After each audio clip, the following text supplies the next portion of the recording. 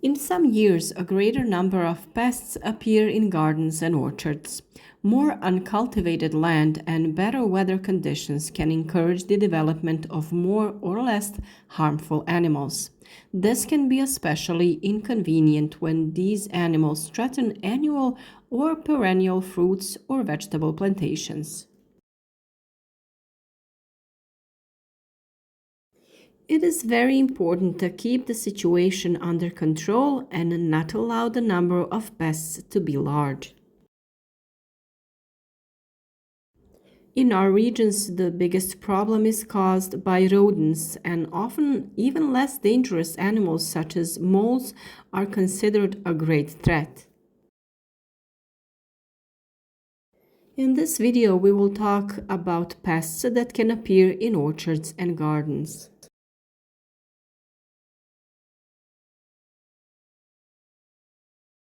Humanity prevents us from destroying such animals, so it is necessary to consider all options for combating them. How a person will behave towards these pests depends on the damage they cause. In addition to the damage that can be quite large, so much so that it is possible to destroy an entire orchard, vineyard, or other plantations, it is necessary to consider the impact of these animals on human health.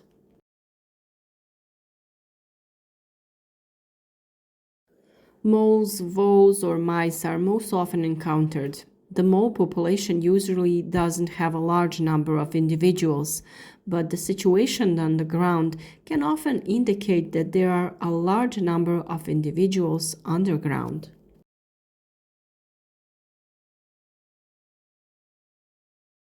The space in which one or several moles can live is quite large, and the damage that is visible is only the soil thrown up on the surface of the soil.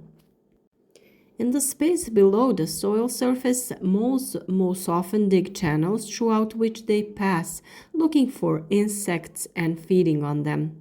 These animals do not destroy the underground part of the plant, but sometimes damage can occur. These animals are protected and killing is not allowed, but methods of chasing and deterring are used. A bigger problem occurs when rodents appear, and the greatest damage is caused by voles.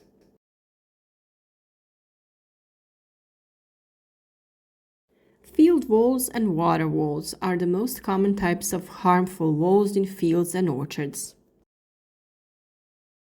They live in colonies of up to 300 members and reproduce quickly. Like voles, moles are also mammals, and it is significant that they are solitary and aggressive towards other moles. Field voles are active at night. During the day, they are easily visible in the field if a large population is present. Their body is cylindrical, 8 to 12 centimeters, and their tail is about 4 centimeters long. Their fur is grayish-brown and their ears are short and hairy. They mate from spring to autumn and give birth 3 to 7 times. They carry their young for 21 days, of which there are 4 to 12 in a litter. They are sexually mature after 15 to 18 days and are independent after 21 days. They live 2 to 3 years. Large populations appear every few years, ending with a natural decline. They are widespread in continental regions. They live in fields and meadows, also in orchards. They feed on alfalfa, clovers, grasses, cereal grains, seeds, sugar beet, or carrot, and sometimes tree bark and insects.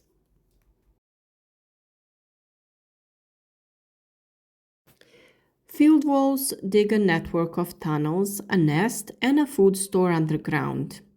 Underground corridors have many exits to the surface.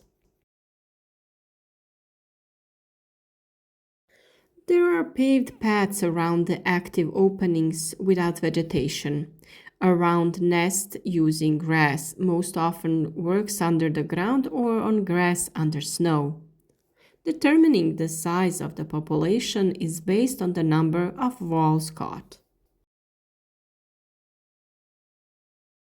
Voles cause damage by digging underground tunnels, leaving openings on the soil surface, creating mounds above the ground, feeding on the grains of plants and other fruits scattered after harvesting, and eating the roots of young fruit trees or root vegetables.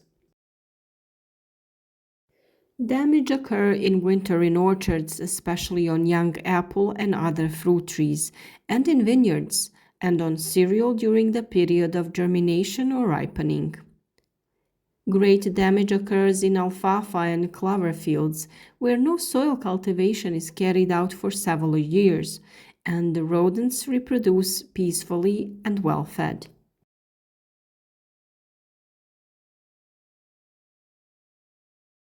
Procedures for reducing the vole population are as follows.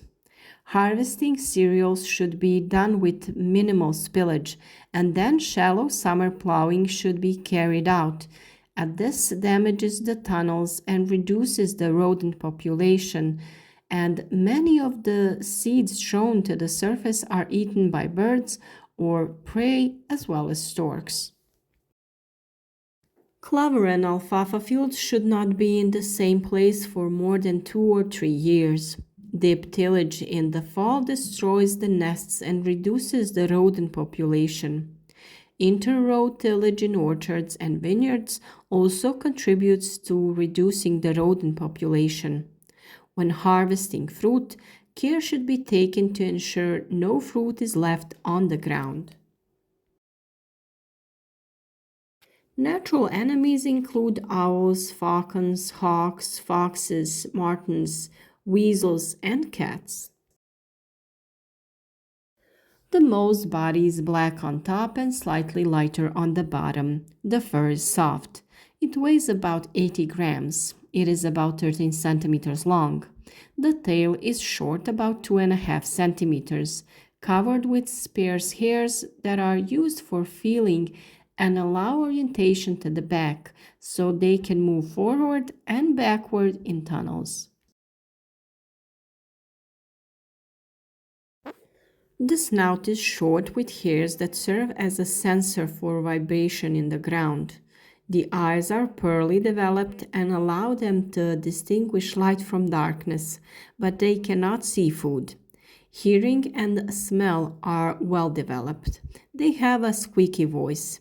The 5 front toes are dark with flat nails. The front legs are adapted for digging. The mating season is in the spring, and the young are carried for 21 to 28 days, and moles reproduce twice.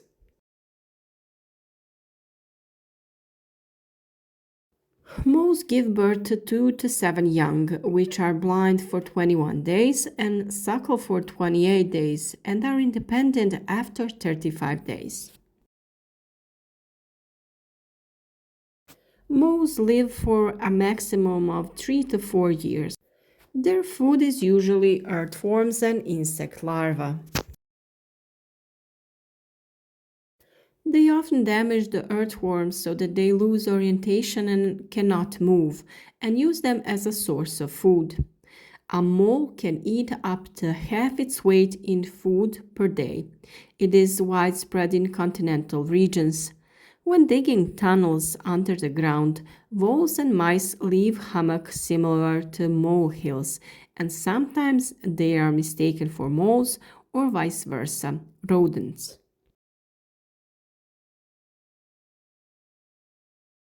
They dig tunnels in loose soil where they find enough food. They avoid sandy soils. The nest, lined with leaves and moss, is located 50 to 60 centimeters below the ground. From there, corridors branch out, often 30 to 50 meters long, 15 to 20 centimeters below the ground surface. It passes through the corridors about 4 times a day in search of food, then digs about 20 meters of corridors and makes 2 molehills. The excavated soil creates small mounds, molehills.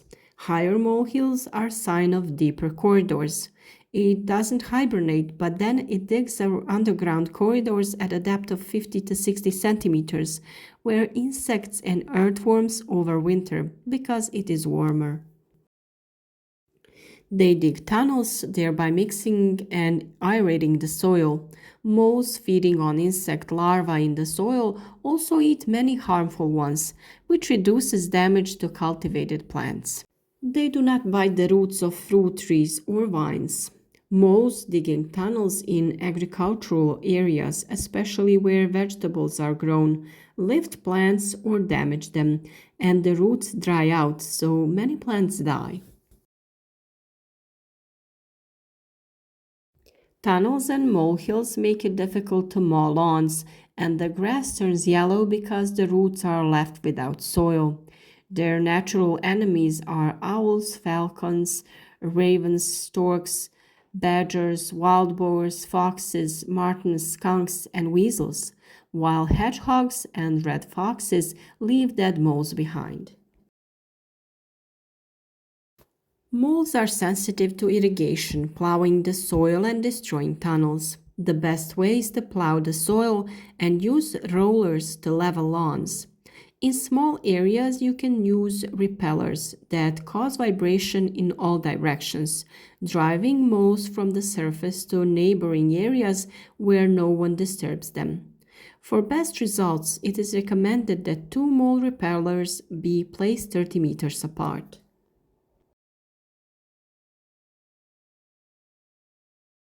Reducing the pest population can reduce the mole population.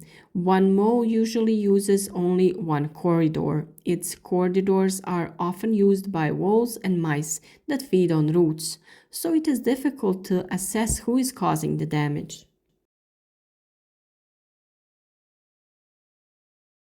We hope that this information has helped you protect your plants from pests. It is very important to clean the gardens at the end of the growing season and not allow pests to feed on plants' residue and fruits.